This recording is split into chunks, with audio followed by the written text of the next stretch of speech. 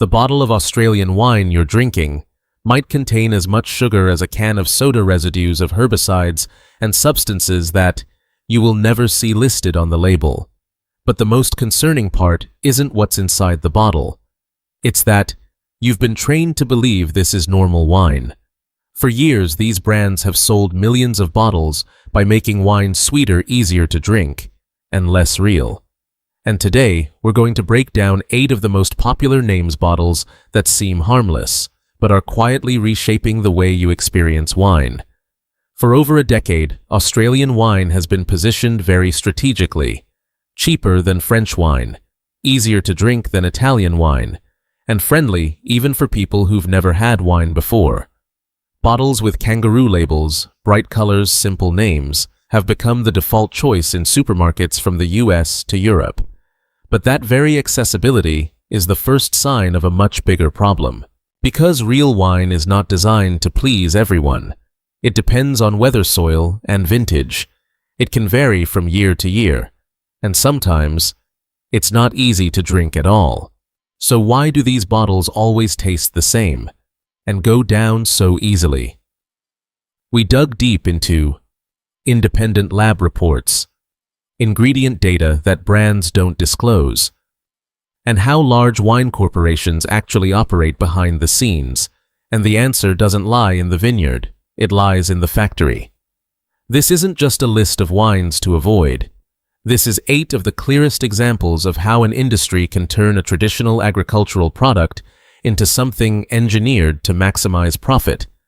And once you understand how they do it, you'll never look at these bottles the same way again. Let's start with the first name. 8. Lindemans. Lindemans looks like a legacy story.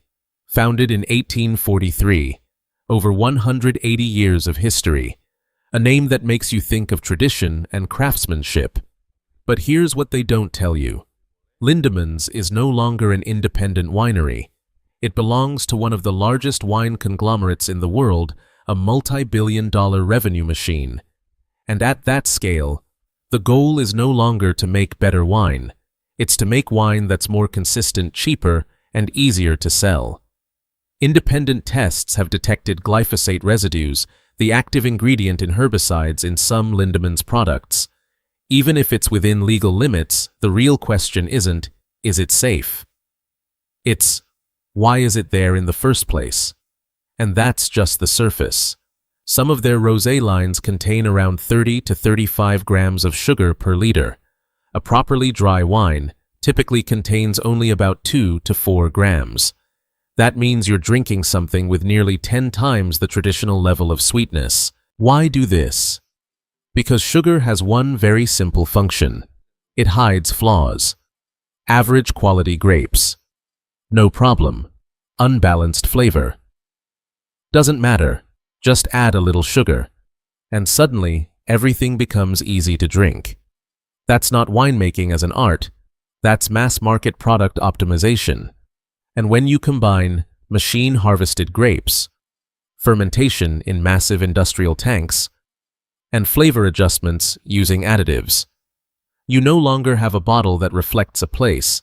You have a product manufactured to be identical down to the smallest detail.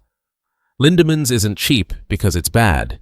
It's cheap because it's designed to never make you think. 7. Hardy's. If Lindemans is tradition industrialized, then Hardy's is the next step. Another brand with more than 150 years of history. A name that sounds like heritage, but behind that label is a production system no different from a food assembly line. Hardy's doesn't make wine the every vintage is unique way. They make wine with one single goal: it has to taste the same every year. That might sound like a good thing, but that's exactly the problem. Real wine depends on weather, soil, vintage. No 2 years are ever exactly the same. So how does Hardy's keep the same taste every year? The answer lies in sourcing. They don't rely on a single vineyard. Instead, they buy grapes from multiple regions. Choose the cheapest sources each season. Then blend everything to hit a standard flavor profile. This isn't terroir.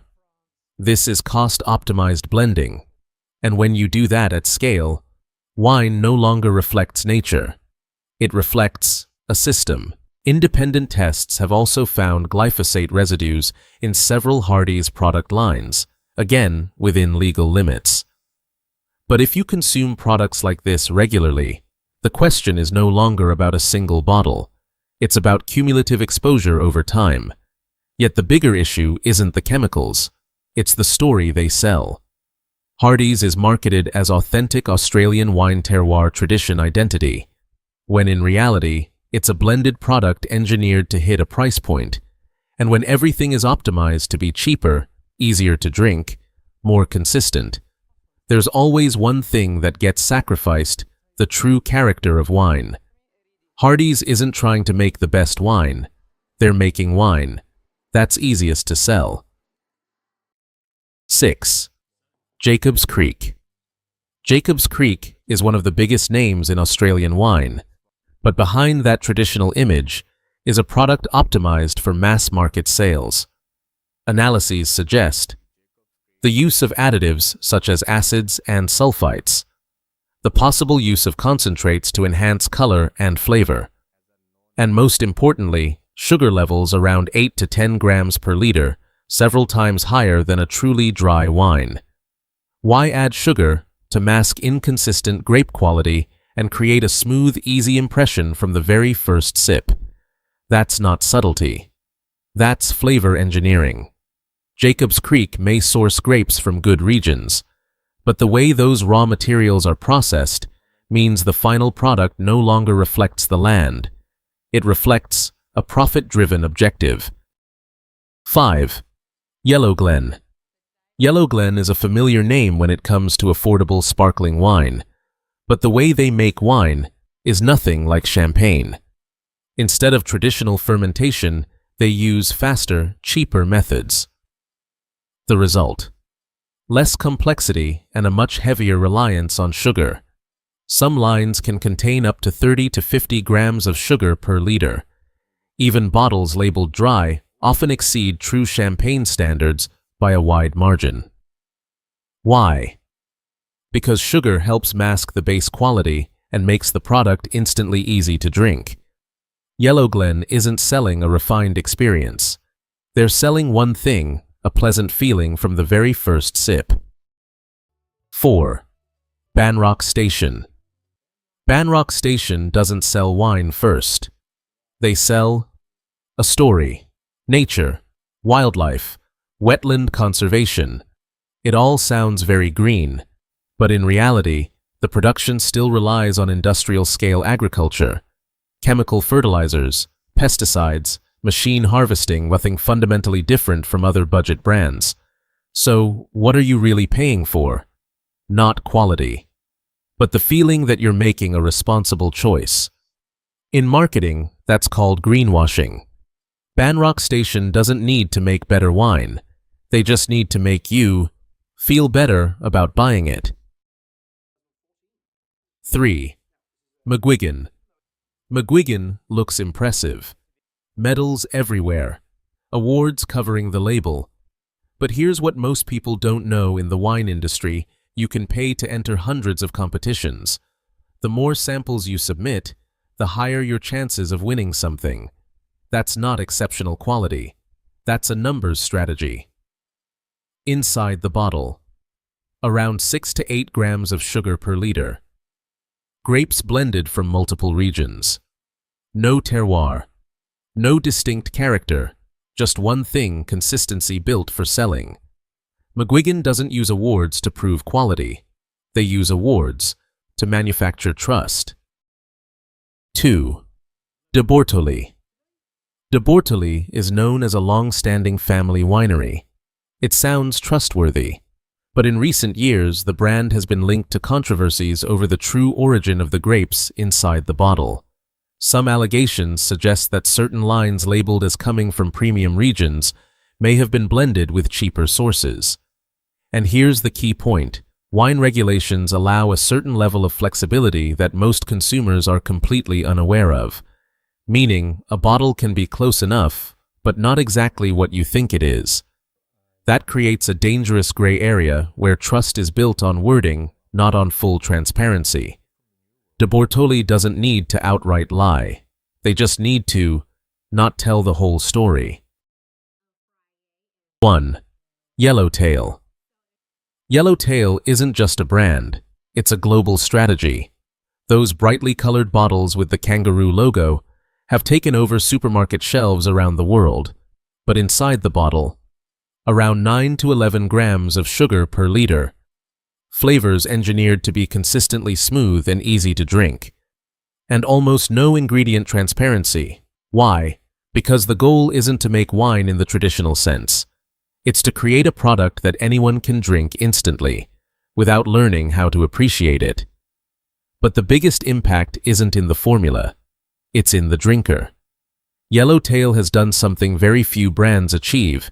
It has trained an entire generation to believe wine should be sweet. And when they try real wine, they think it's hard to drink. At that point, it's no longer just selling a product. It's reshaping the taste of the entire market. 8 brands, 8 different stories. But one thing in common, they're not cheap because they're bad.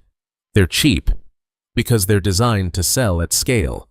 Add sugar to make it easier to drink. Blend to keep the taste consistent. Use marketing to tell an authentic story. And most importantly, don't tell you the full truth.